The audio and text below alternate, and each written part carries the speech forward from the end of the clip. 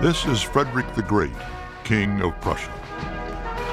In the 1740s, he took the province of Silesia from the Austro-Hungarian Empire.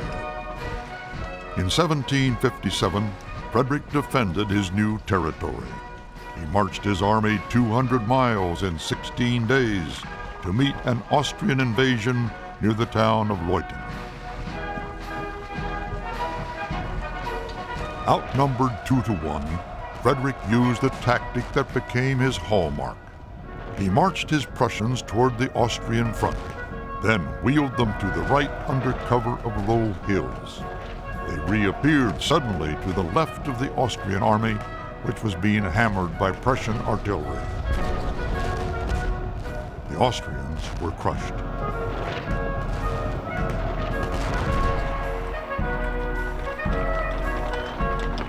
All of Prussia celebrated the great victory.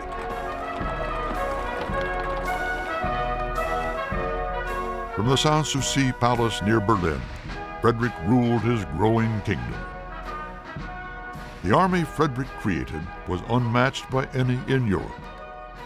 Its secret was drill. Today, drill seems purely ceremonial, but on the 18th century battlefield, it meant the difference between life and death. Men who can march precisely in time and change direction and speed as one on the parade ground can do the same in battle. This is exactly what Frederick had his troops do at Leuthen. They changed direction while hidden from the Austrians, then reappeared where least expected.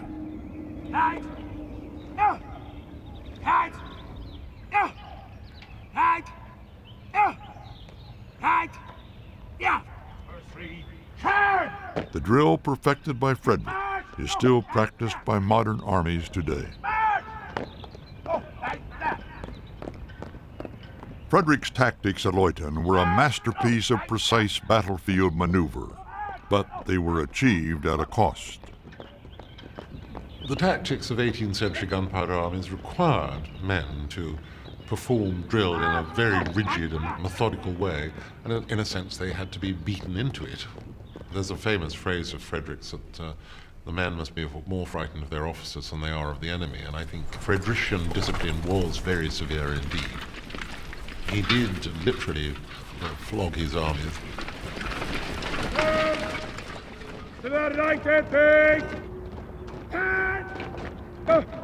With his ruthlessly disciplined army, Frederick took on Austria, Sweden, Russia, and France.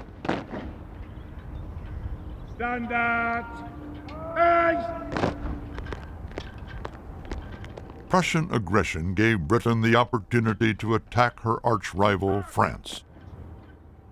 She joined the war on Prussia's side. A conflict that began in Europe now spread worldwide. It would last 7 long years. The 7 Years' War, 1756 to 63, is often described as the First World War. And it became one, I think, for 2 reasons. One was that the combatants, Britain and France particularly, had large enough fleets to project power to great distances, the sailing warship having become an enormously powerful instrument of strategic outreach. Around the globe, on land, but most often at sea, wherever the British and French found each other, they fought. The key weapon was the warship. Equipped with cannon, it was the single most costly, powerful, and advanced weapon system of its day.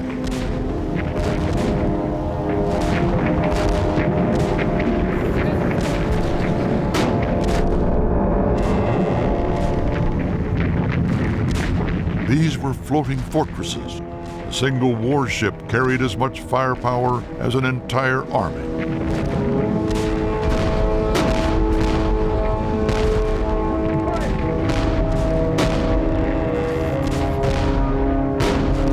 Sea battles raged off India, Africa, and the Americas.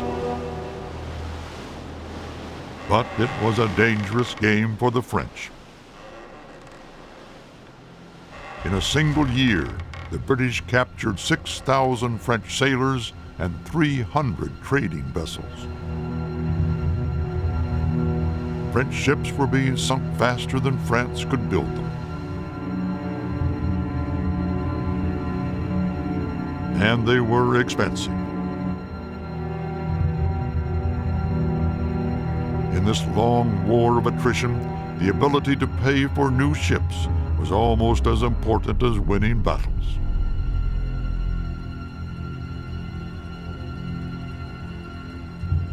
Here, Britain had the advantage. As an island nation, she spent most of her defense budget on ships, and Britain was wealthy, the world's most successful trading nation. By the mid-18th century, the British Royal Navy had built 300 vessels, worth $2.5 billion at today's prices. The French, with a large and costly land army to support, couldn't compete in shipbuilding.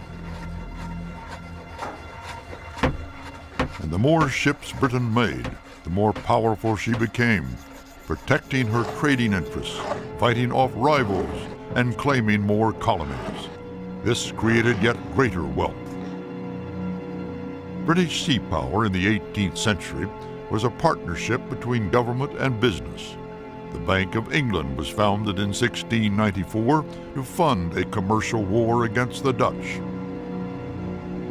In the 7 Years' War, France could not match Britain's ability to raise loans for the arms race.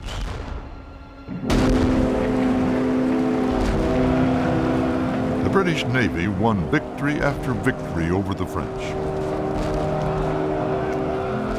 By the end of the 7 Years' War, Britain had overwhelmed the French Navy. France had lost her most valuable colonies in Africa, India, and the Caribbean.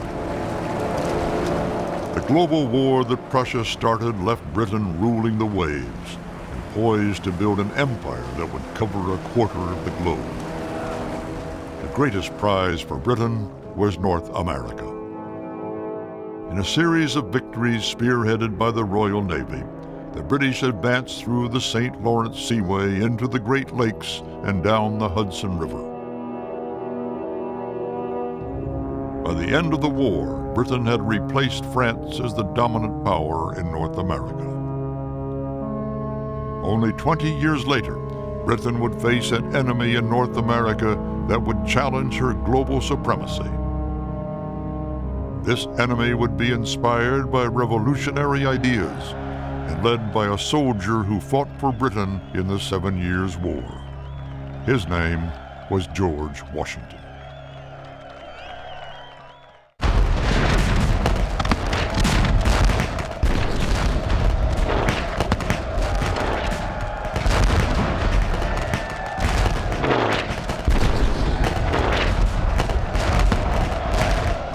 In the mid-18th century, the British Army and Navy were invincible. Then in 1775, in the colonies of North America, they met a new kind of enemy. What's distinctive and I think unprecedented about the American War of Independence is that the army of the rebels against King George III fought for an idea. They had taken a decision that they were badly ruled and that they were entitled to rule themselves, and that was the principal reason for which they were fighting. The military key to America was the Northeast. And the key to the Northeast was the Hudson River, which linked the British colony of New York via Lake Champlain to the St. Lawrence Seaway and Canada in the north. In a mountainous region that was densely forested and inhabited by Indians, the Hudson River was America's first military highway.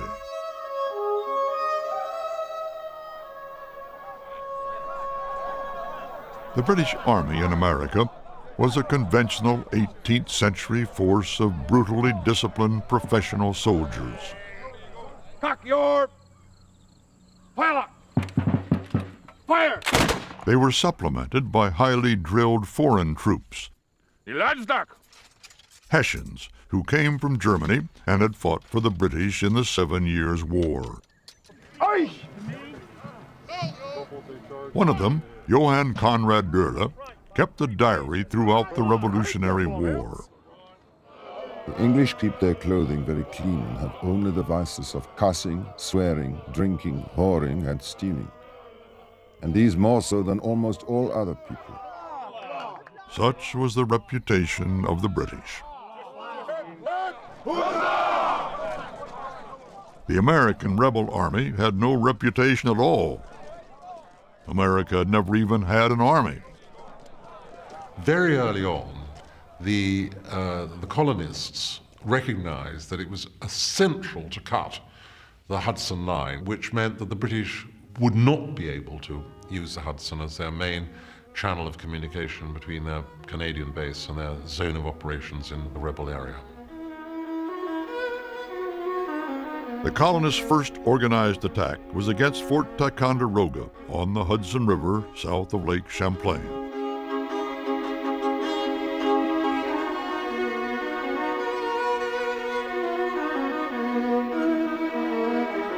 It was a bold and successful assault led by the maverick commander Benedict Arnold. It gave the colonists control of the Hudson River, America's military highway. A month after the victory at Ticonderoga, a new general took control of the rebel army, George Washington. Washington was a rarity in the rebel army because he had real military experience, having fought for the British in the 7 Years' War. The troops Washington commanded had no experience of war. At the Battle of Long Island in August 1776, they fled from a 20,000-strong British army. Washington was the last man to quit the battlefield. But it wasn't in the Americans' nature to give up, and they were driven by a powerful reason to fight: liberty.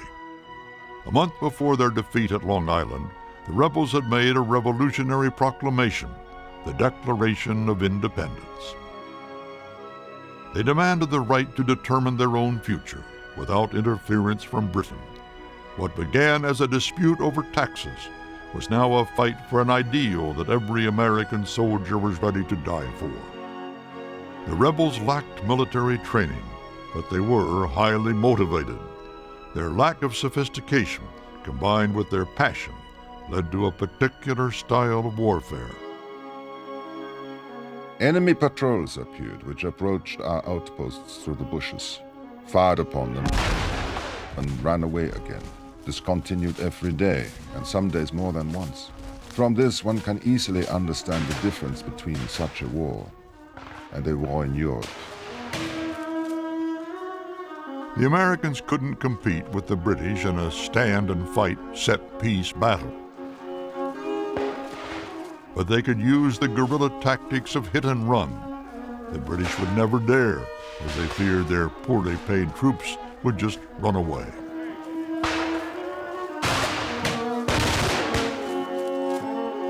In America, something new in the history of war and civilization was born. An army motivated by a political ideal. This shared loyalty gave its apparent disorder a lethal edge. The Americans, unfettered by military convention, were highly mobile. The British and Hessians, who fought in close order formation, made easy targets.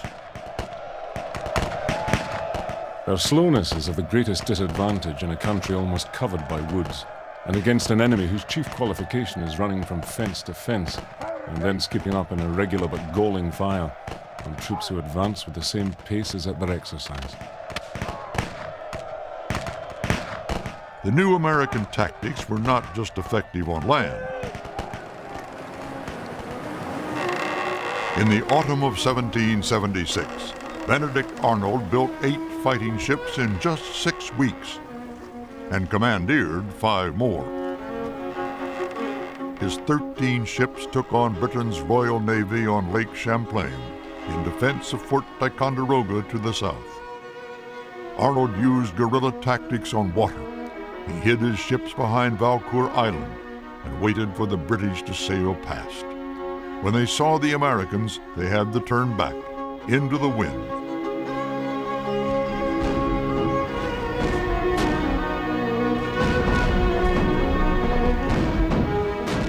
Arnold's 86 naval guns pounded them.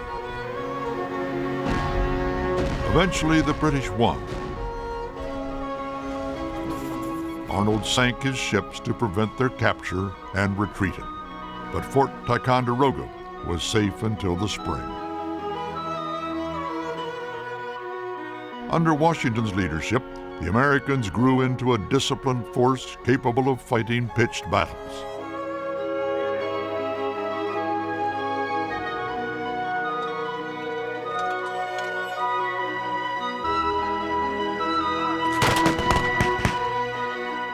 In July 1777, the British recaptured Fort Ticonderoga.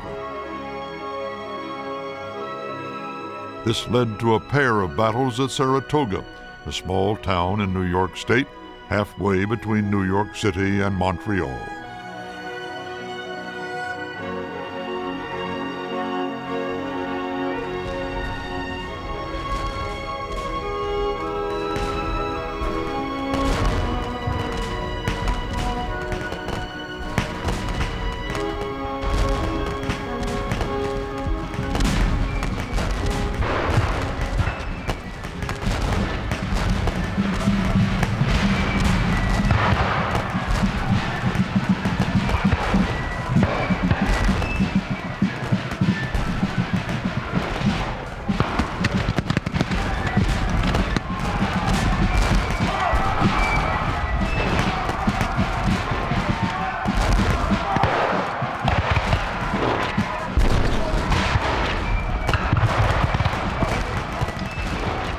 They squared off in September and again in October.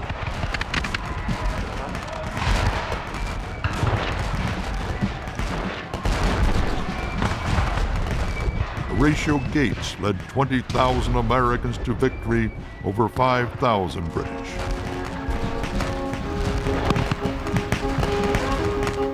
For the British, it was humiliation. For the rebels, Saratoga was the turning point of the war. With Britain on the run, France recognized American independence. Then she declared war on Britain. What started as a small war of independence against a colonial power turned into a world conflict. Spain and Holland now declared war on Britain. The Americans took full advantage. Revolutionary fervor motivated Americans to victory over Britain and created a new nation. In France, Napoleon would combine revolutionary fervor and military genius to conquer old nations. Shoulder, firelock. Our men stood amazingly well. Not even one showed a disposition to shrink. Our orders were not to fire until the enemy came within 50 yards of us. But when they perceived we stood their fire so coolly and resolutely, they declined coming any nearer, though treble our number. Our men fought with more than Roman valor. In the American Revolutionary War, a new factor entered the history of warfare. It gave these American soldiers the courage to fight off the world's most powerful nation, Britain, even though outnumbered 3-1. The new factor was political. These soldiers were committed to the cause of liberty and the right to determine their nation's future. The revolution was a cause worth dying for. Not since the triumphant armies of Islam 1,000 years before had the world witnessed the battle-winning potential of an army willing to die for an ideal. In 18th century America, the religious ideal that motivated Muhammad's followers was replaced by a political ideal, revolution. In the 20th century, political ideals continued to inspire men to victory against the odds. Marxism and nationalism inspired the Viet Cong to hold out against the world's greatest power, America. The Nazis' perverted ideals of racial supremacy and fatherland inspired Hitler's German armies to take on the combined might of Europe, Russia, and America, and almost win. But when there is no great idea or cause to motivate men to fight, other factors encourage them to risk their lives. I think it's possible to see three factors which keep groups of men together in the extremes of combat, when everything says that they should give up and run away, when they're possessed by extreme fear, risk to their lives. One is coercion, simply people making them fight, superiors making them fight.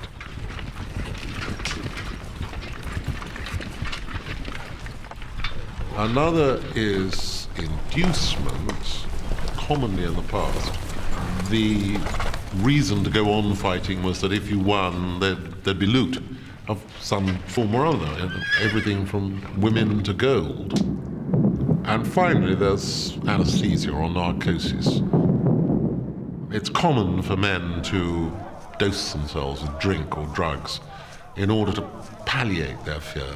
And that seems to have been a pattern from as early as we have records to the present day. I mean, the Greeks certainly drank wine before going into battle.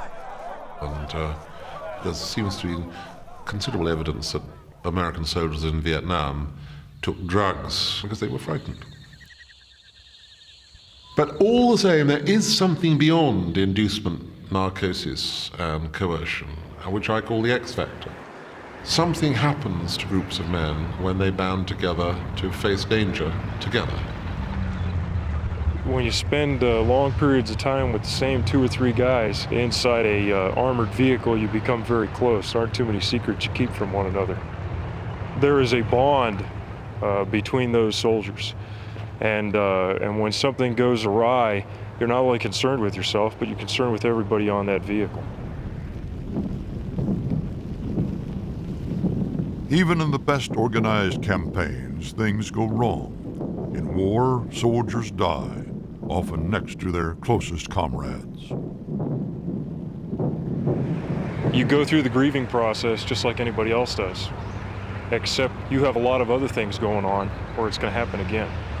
So you've got to get through that grieving process, understand the grieving process, get through it, help everybody around you get through it, and then move on and keep plugging away at getting that mission accomplished. But you got to understand that you are going to grieve just as if you lost a family member. Men are much more willing to fight hard and to fight well if they know they'll be cared for if wounded or sick.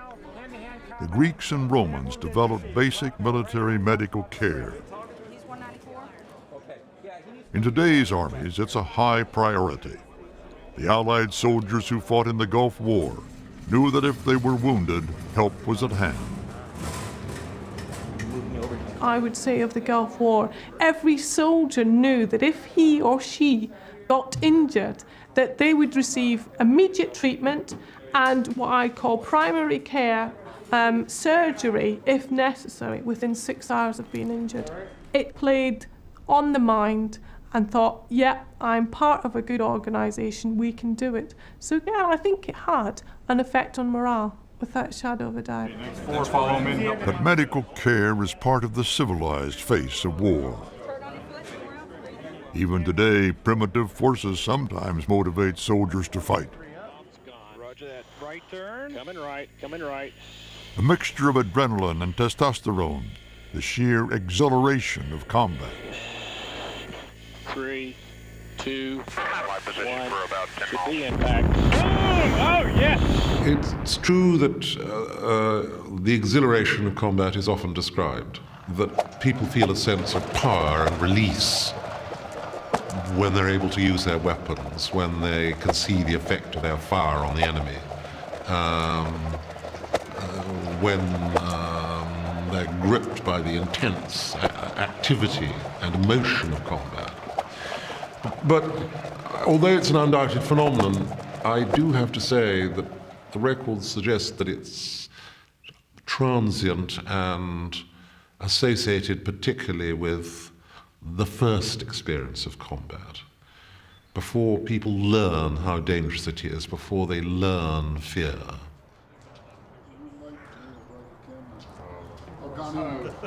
Exhilaration may encourage soldiers into battle, But more tangible benefits keep men in armies over the long term. Retirement benefits attract the career soldier. You're looking at the most handsome man in the hospital. These inducements or benefits aren't new.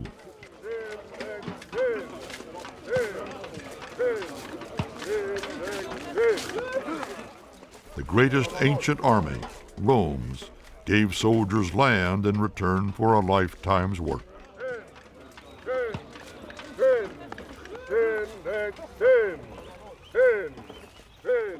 Today, armies offer a place to live, 3 meals a day, and the companionship of old comrades.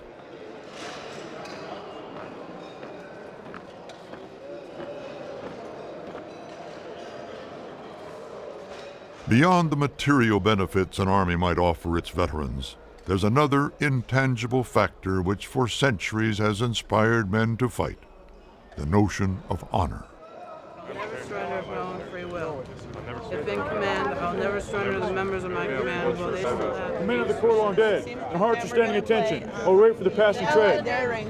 Your sons of today, we salute you. Your sons of an earlier day. We follow close order behind you, where you have pointed the way. It is strange that we talk about honor in warfare, but it's omnipresent, I think.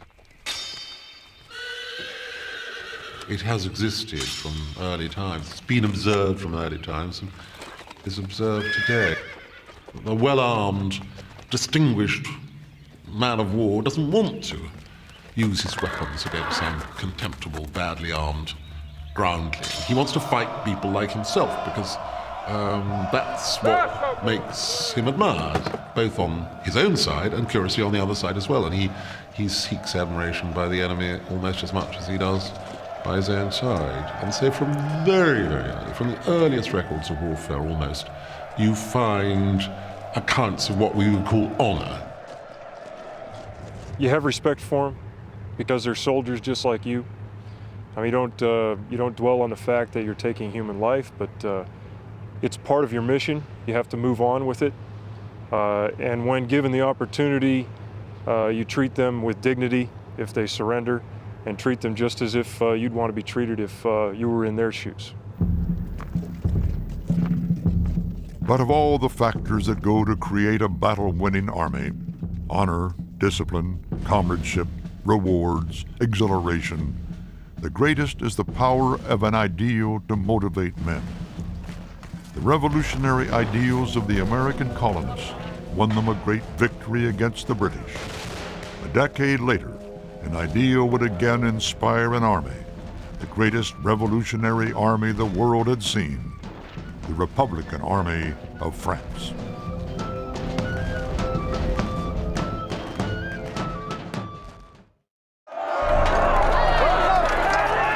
Paris, 1789. A mob of angry, hungry Parisians storms the royal prison, the Bastille. The first act of violence in a revolution that will sweep away 1,000 years of rule by kings. Like the American Revolution before it, the French Revolution would have a radical effect on war and civilization. The Americans' goal was simple: to throw out the British and govern themselves.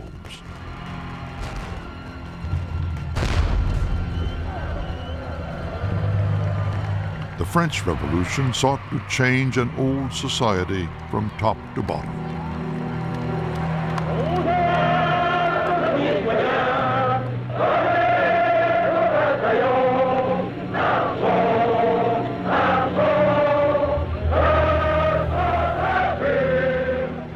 Liberty, equality, and fraternity.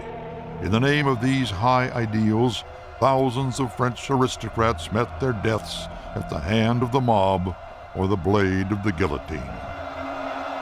As the revolution changed the face of France, it changed the face of the French army. In 1789, 85% of army officers were aristocrats. 5 years later, the guillotine and exile had reduced that to 3%. With powerful enemies outside France, the new republic needed an army, and needed it quickly. In 1791, the Republic trained 100,000 volunteer citizens and turned them into an army. In 1792, yet more volunteers joined up, but still the Republic needed more men as it found itself fighting Prussia, Austria, and Holland.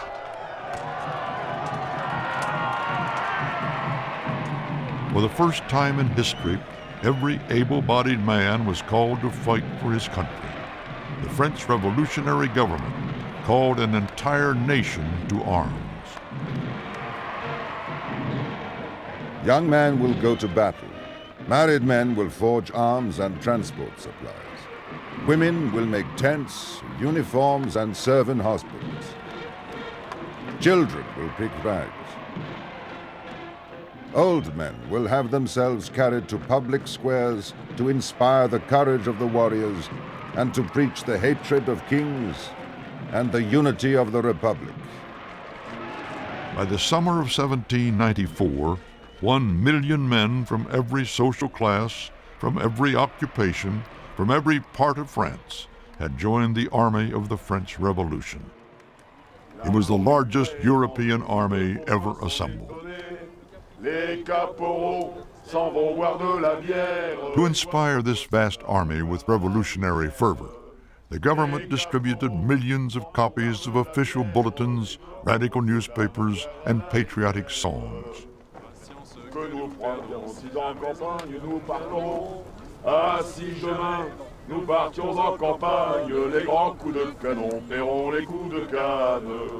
Not only was the revolution to be protected within France, it was to be exported.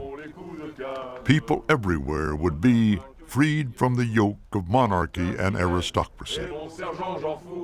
The French soldiers who fought across Europe from Spain to Moscow thought of themselves as liberators, not conquerors. The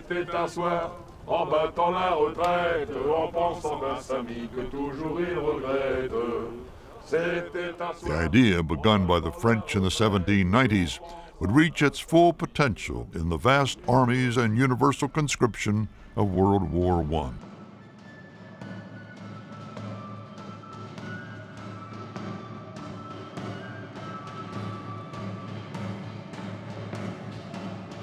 In France, men willingly served in the army because the state made them citizens. By World War I, this idea was universally accepted, and every able-bodied male citizen was called to arms.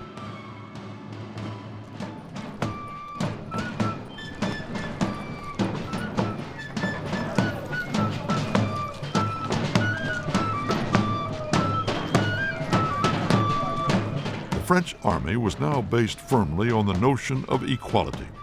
Soldiers could rise through the ranks by talent rather than class.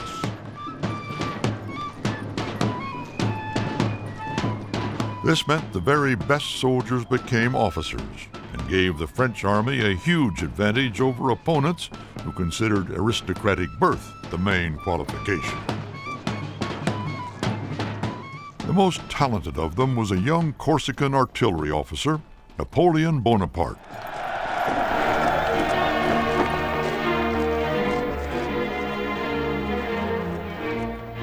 His success on the battlefield was phenomenal.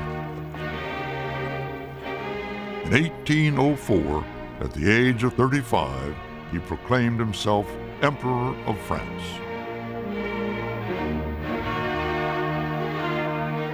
Napoleon had a Roman relentlessness and ruthlessness. He was in a way a reincarnation of Rome 1,000 years or more after the empire had died. He benefited from the transformation of France into a war-making state immediately after the Revolution. The Revolution turned France into a war-making state. In Napoleon, the post-revolutionary army found a military genius to develop it further. Though Napoleon's army was no longer a revolutionary force, it was still an army of Frenchmen, sons of their nation and inspired by their leader. Napoleon continued to promote the best men, regardless of birth. Of his 26 most senior officers, one was a bandsman before 1789. 4 were sergeants, and 3 were privates. One of these, Jean-Baptiste Bernadotte, ended his career as King of Sweden. Radical new officers created radical new ways of running an army. In 1792, the Revolutionary Army had created the first combat division, a miniature army of a few thousand men. It combined infantry, cavalry, and artillery, and could operate independently or with other divisions. The divisional system continues to this day in the U.S. Army and Marines. Napoleon perfected the system. He subdivided his army into individual corps, each with its own commander and responsibility for supplying itself. This is how Napoleon was able to move huge armies quickly. Jean-Pierre Blaise, a corps officer, made a lightning march from the north coast of France east across Europe to Vienna and Austerlitz in 1805. We were ordered to leave all unnecessary possessions at the depot, so we would be burdened with as little as possible. The rapidity of our march did not permit food supplies to follow us, but we were able to do without bread because we were in the midst of the best season for potatoes in a country where they are very good. How many times did we ruin the villagers' hopes? We stole the product of a year's work. The speed and foraging skills of Jean-Pierre and his comrades allowed Napoleon to march 500 miles in 5 weeks, the quickest march since the days of Genghis Khan. Arriving in the east with unexpected speed, Napoleon took the Austrians and the Russians by surprise, capturing Vienna and Austerlitz. By the end of 1805, Napoleon Bonaparte was master of the European mainland. But he wasn't master of the sea. His opponent was the British Admiral Horatio Nelson. Like Napoleon, Nelson was a man whose daring and skill won him rapid promotion through the ranks. Throughout 1805, Nelson chased the French fleet, finally bringing them to battle on October 21st near Cape Trafalgar. Nelson ignored the tradition of drawing alongside enemy ships to exchange broadsides. He invented a new tactic, the melee, giving his captains free rein to get in among the French ships.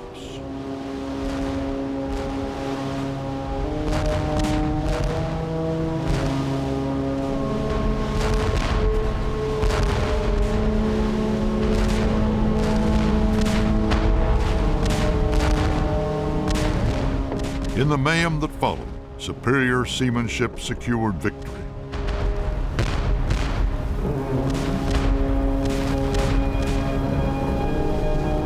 But Nelson himself was killed, shot by a French sniper at the moment of his greatest triumph. Napoleon continued to be master on land until he decided to invade Russia. The Russian campaign of 1812 ended in disaster when winter set in. Napoleon's army suffered 300,000 casualties. Most froze or starved to death. But Napoleon Bonaparte would not be finished off easily. He already had fought more battles and won more victories than Alexander the Great, Hannibal, and Julius Caesar combined. He would be back.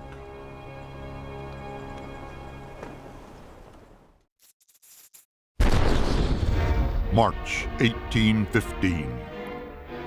Napoleon Bonaparte returned from exile on the tiny Mediterranean island of Elba, determined once more to be master of Europe. Only Britain and her allies, Prussia and Austria, could stop him.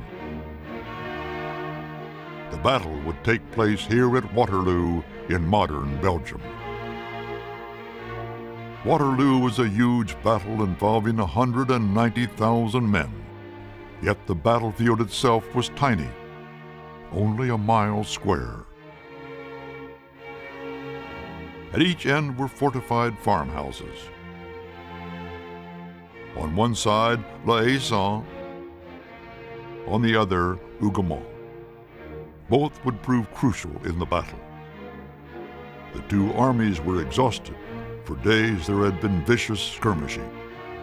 They'd had very little sleep the night before, and perhaps not the night before that either. They'd both marched quite a long distance.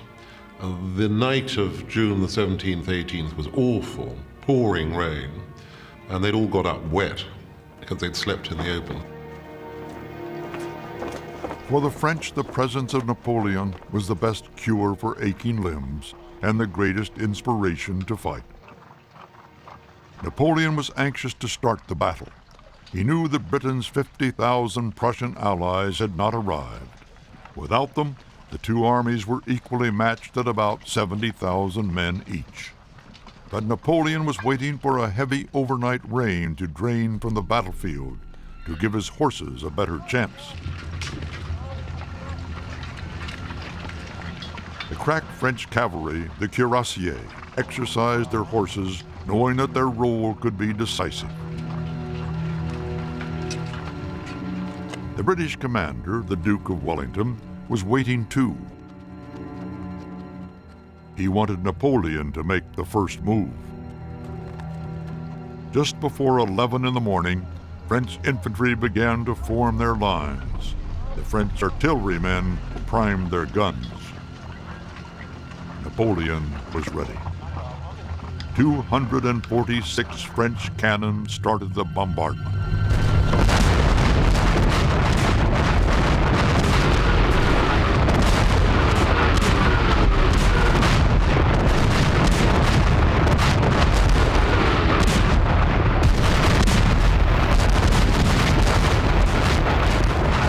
But Wellington had made his men lie down.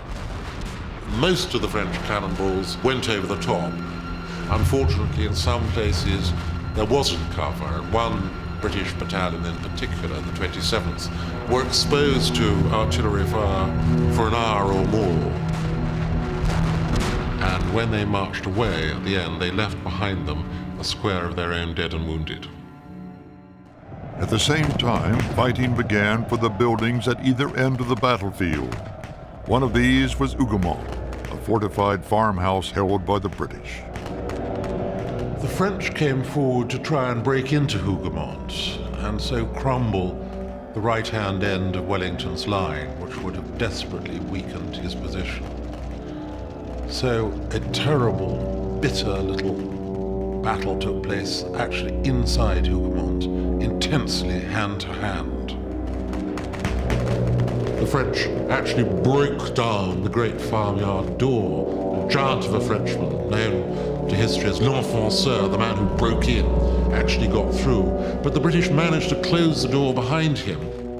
They then raced round the courtyard, chasing the French, chasing them upstairs into attics. They were pinned into small confined spaces and skewered to death.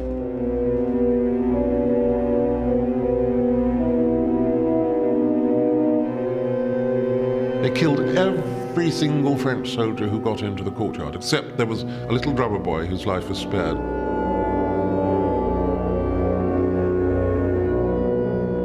When Napoleon thought his artillery had softened up Wellington's line sufficiently, he sent in his cavalry.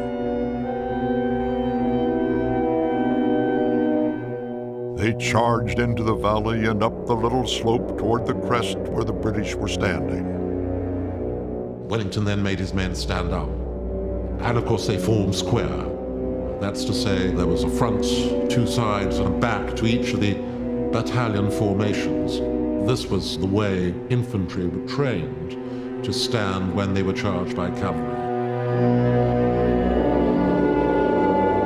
They were also trained not to shoot until the cavalry were within killing range, and that meant only 50 yards perhaps.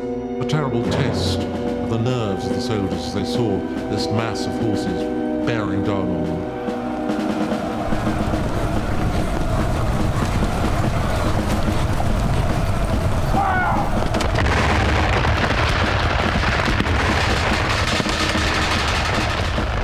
One officer described the sound of musket balls striking the breastplates of French cavalry as like hailstones beating on glass.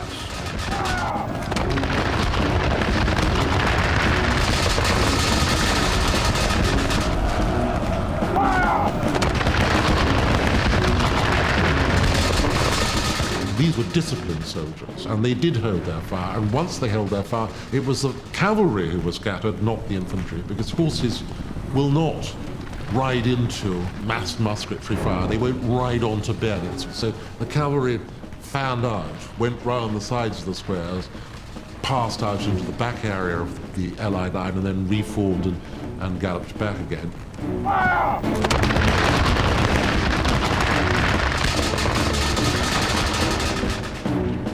This was the pattern of the battle during the afternoon.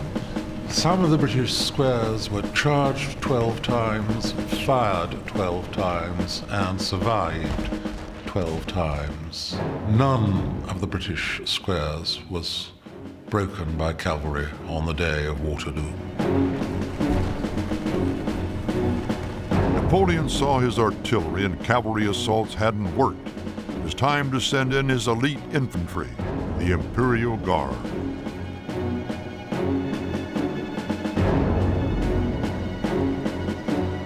This was the decisive moment of the battle. Wellington galloped to the point, stood behind his troops, waited. Suddenly judged the moment when the French would be in range. The officers took the range, gave the order. A huge blast of musketry crashed out.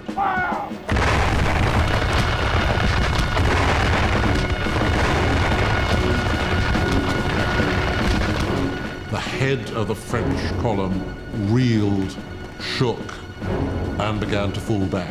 And indeed, curiously, it was the French guardsmen at the back of the column who began to run away first. They'd sensed that the moment of decision had come and had passed. It had passed to the favor of the British, that they were defeated.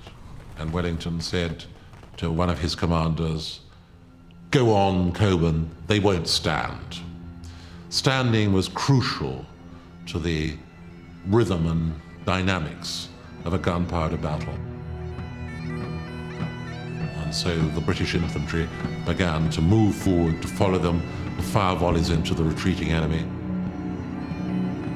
Wellington followed them on his horse, riding across the indescribable carnage of the battlefield, where men and horses lay dead in thousands, 10,000 dead horses on the battlefield, 40,000 dead and wounded men. There was a night of unimaginable, unspeakable suffering, when the battlefield was loud with the cries of dying and wounded men and animals.